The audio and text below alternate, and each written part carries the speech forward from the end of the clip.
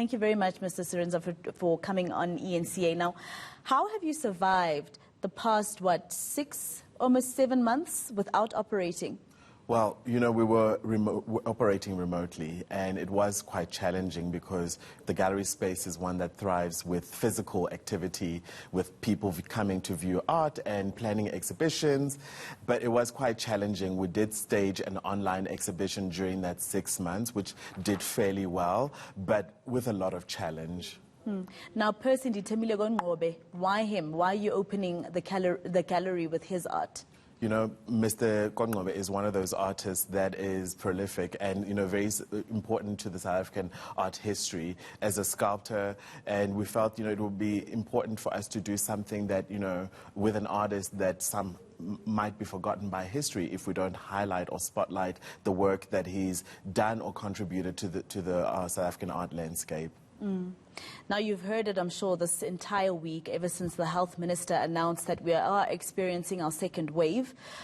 You've been closed for about 7 months. Are you not afraid at all that this might mean you close again if we're taken back to a harsher level of lockdown? It does make one very anxious, the prospects of the country shutting down and going back into hard lockdown. However, the first phase of, this COVID-19 wave did teach us a few things. So hopefully, we can, if we find ourselves in a situation where we're in lockdown again, we can perform better on the online space, which is where the future is moving in terms of sales and viewing of art.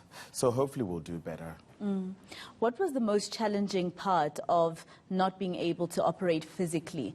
I mean, maybe for instance, a lot of companies had to let go of employees. Art is a very tactile thing. As I say, the gallery space is one that thrives with people actually coming in and viewing the art and talking to clients, talking to art enthusiasts, educating each other about, what art is all about, especially our space, which is an open space, which, we want it to be a space where everyone feels welcome to come in and to be inquisitive about the work that we do there. So that was the challenging part, being able to interact with the people that we're so used to interacting with. But, we did try and overcome some of those challenges through various mediums.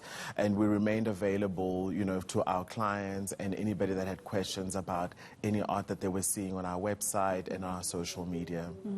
Now, will there be, for instance, a limited number of people that can come to the gallery so that you are adhering to the lockdown regulations, for instance? We are sticking very closely to the COVID regulations. We ask every visitor to keep their mask on when they arrive. We have a contact tracing form, which is a QR code generated form that you scan on your phone. So you fill it in. So there's no physical contact. All our price lists have been transformed into digital format. So you scan a QR code and you have the price list and also the information about the exhibition on your phone. We have a sanitizing station also.